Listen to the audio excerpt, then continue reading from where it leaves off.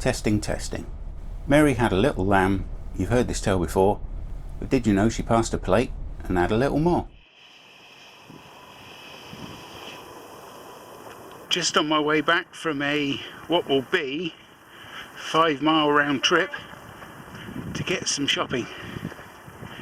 It's one of those days where it's drizzling and it has been heavier rain, but it's also warm, so you can't really do your coat up, otherwise you start to cook quite viciously.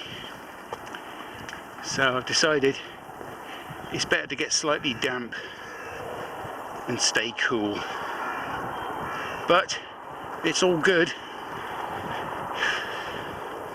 No, really.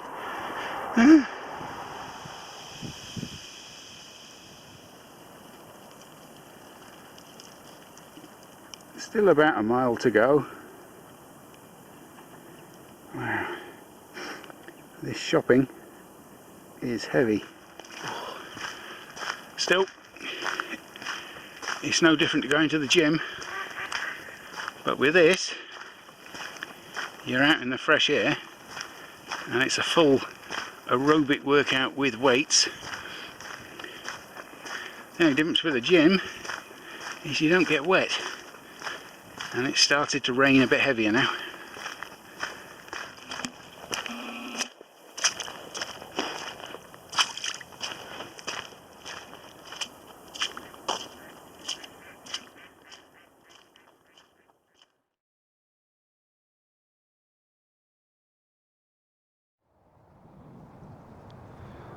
I'm fortunate that where I've moored there's a nice bit of windfall, and it was covered in ivy which I've stripped off. Now I could have cut it with the ivy on, but underneath will be accumulated dirt over the years, and that will only serve to blunt the chainsaw.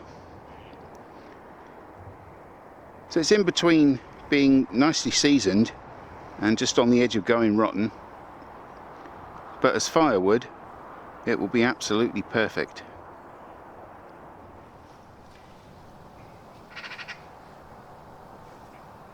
Now this old chainsaw and I, we've done lots of work together, a lot of work.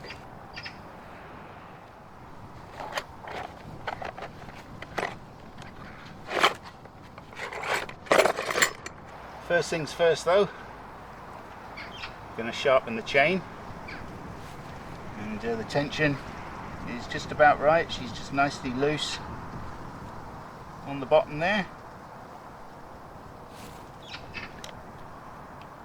and she rotates nice and freely. This particular chain is pretty much nearing the end of its life, but she'll be fine for doing this, but I will treat her to a new chain. So I take my sharpening guide, it's just a couple of rollers and various cutouts to sit this on the bar, a low side and a high side. Fit the low side facing forward like so over one of the teeth, and then just very gently push forward, and we're going to give that 3 strokes and have a look at that.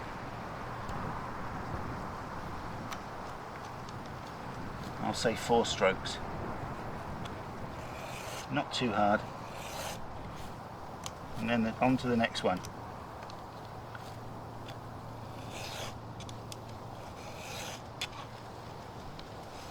Each time turning the file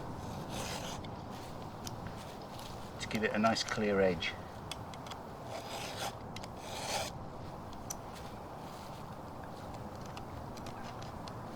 As I say, this chain is pretty much at the end of its life.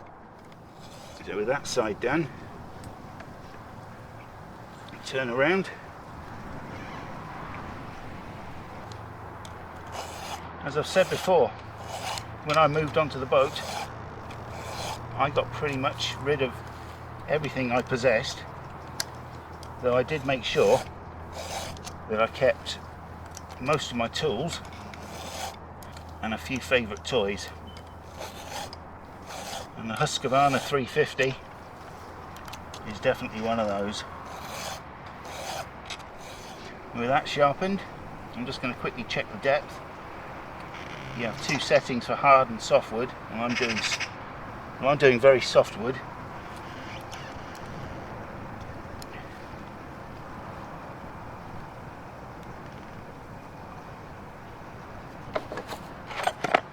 Take my different file and the gauge.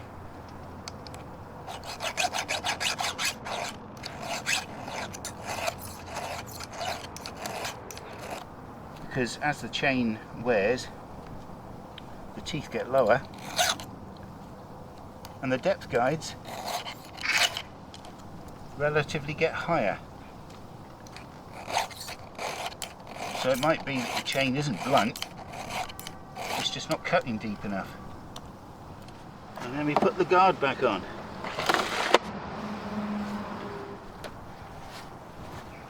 Then we need to put some chain oil in. This is separate from the oil that you put in the petrol,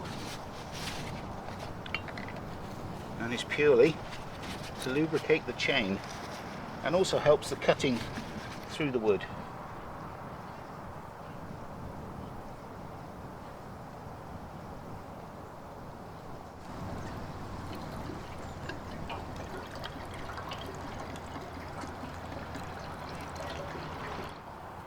So I'm making up 200 mils of a 50:1 mix, because that's pretty much all I'll need.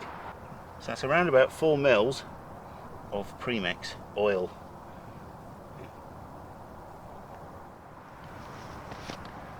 And we'll pour that in the tank.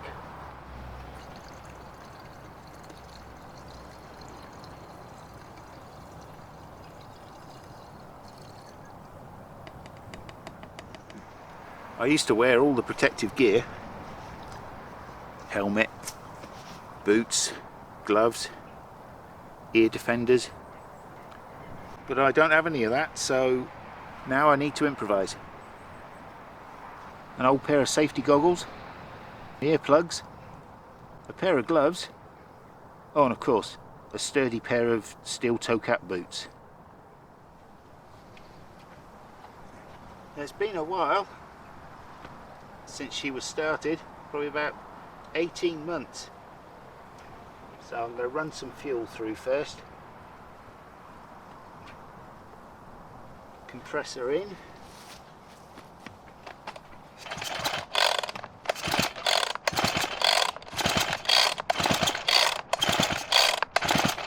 Choke out, kill switch on.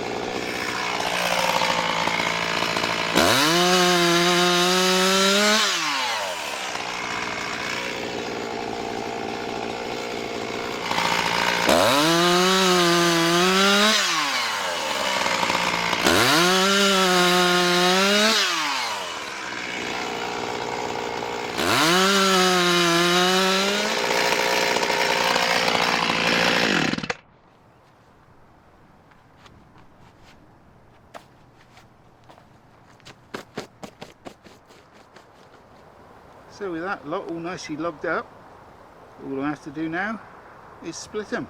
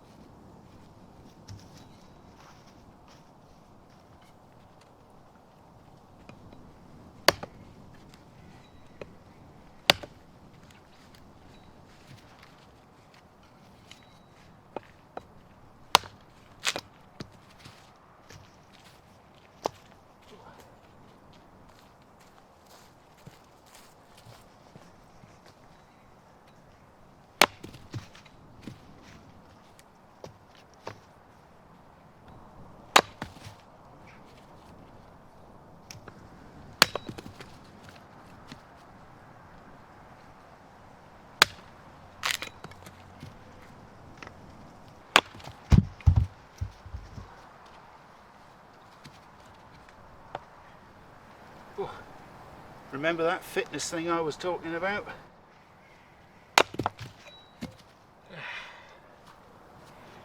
And doing it all yourself?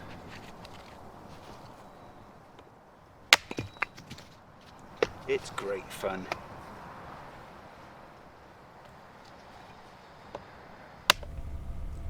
Well, I certainly enjoyed that wood chop. I'd forgotten just how much fun it is to spend an hour or so with a chainsaw and a hatchet and just chopping wood.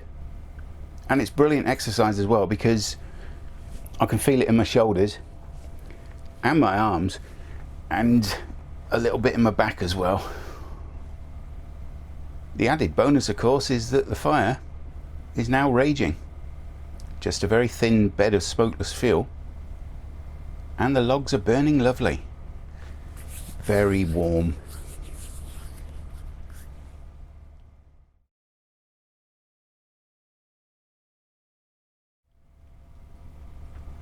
A tip that I picked up from Robbie Cumming on his channel is the little known service offered by the post office called Poste Restante. What this means is that no matter where you are in the UK, if you're miles from your home address, you can take delivery of a parcel. And in my case, it's a genuine Stihl fuel mixing bottle. Ooh, and it's all mine. This is brilliant. I could have done with one of these when I was doing the wood. It'll mix half a litre or a litre of premix. And you fill the bottle up to the half or the 1 litre mark, and you then add oil for a 50-to-1 or a 25-to-1, in my case 50-to-1, and for a 500 mils it would be 10 millilitres to that mark right there. You then simply pour the oil into the bottle, screw the cap on, give it a shake with your petrol, and then you undo the little cap on the top and you pour away, and that will keep your fuel leak free for quite a few months. Now, I bought that bottle on eBay and I've put a link to it in the description below, and if you click that link and buy one of these bottles within 24 hours of clicking it, I will earn a humongous commission, which will enable me to retire to the Maldives.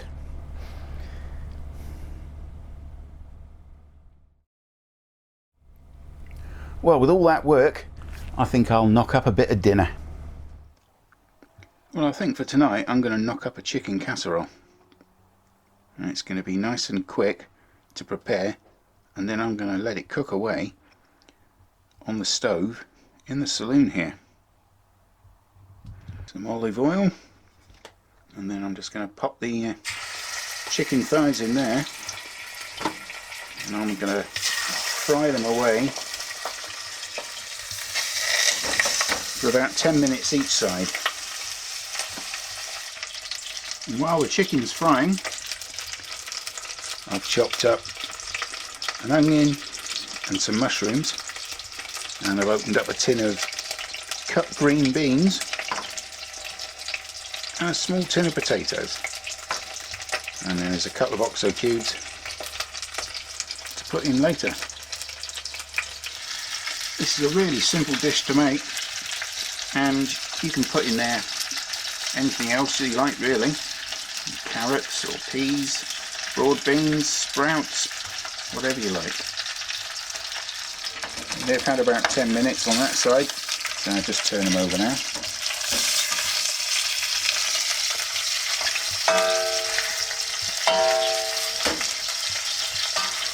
And we'll give them 10 minutes on the other side.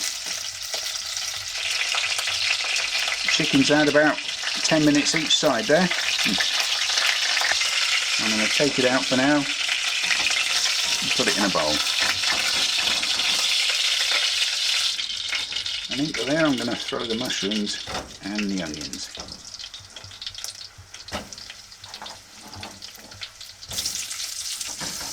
We'll brown that up for 5 minutes or so. Now I'm just going to throw in the peas and the potatoes.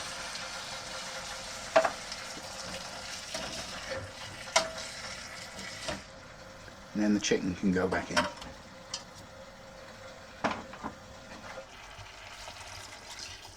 Like so.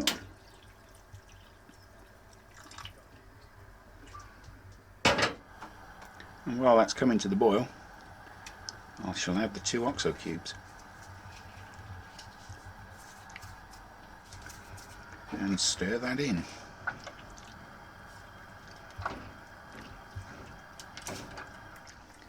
With that now boiling away, I'm going to transfer it to the stove.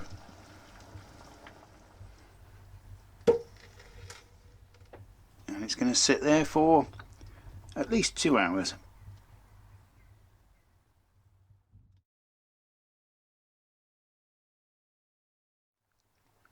The casserole has had well over 2 hours, so I would say it's ready for dishing up.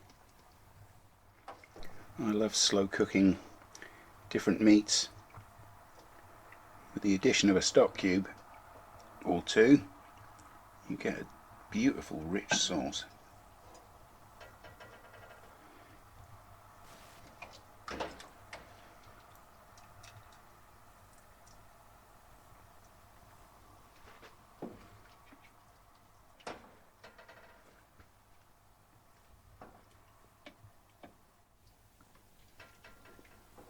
Simple food for a simple life.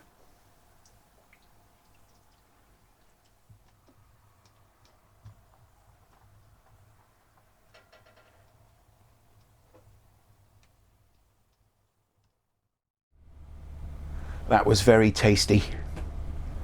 But now it's time to get serious with an appeal on behalf of my ex-wife.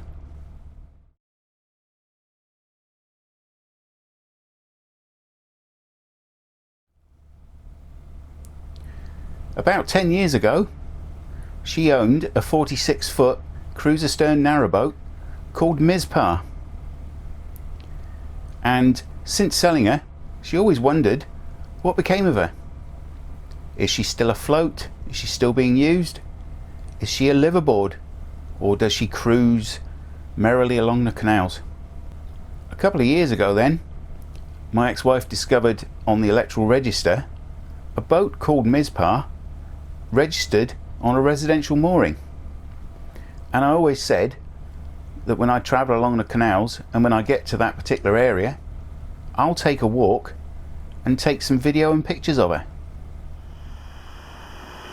Well, after 18 months of travelling all around the country, I have finally found Mizpah. Sorry, I should say a boat called Mizpah. That isn't her. So the search goes on, and I'm asking all of you out there in YouTube land, do any of you know the whereabouts of Mizpah? or what's happened to her, or maybe even you own her. If you have any information at all as to her whereabouts, we'd love to hear from you. You can leave a comment below, or you can contact me direct on my Facebook page, which is Country House Gent, and click the message button.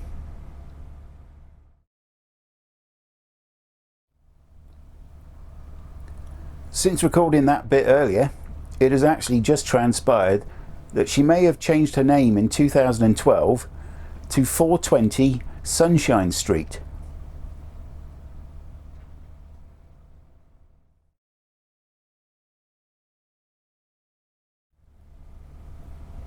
Well, that's almost it for now, but I'd just like to say that with season 5 of my Travels by Narrowboat about to start soon over on Vimeo on Demand, keep an eye out here on YouTube for a video detailing a special offer and a competition. So thank you so much for watching, and cheers for now.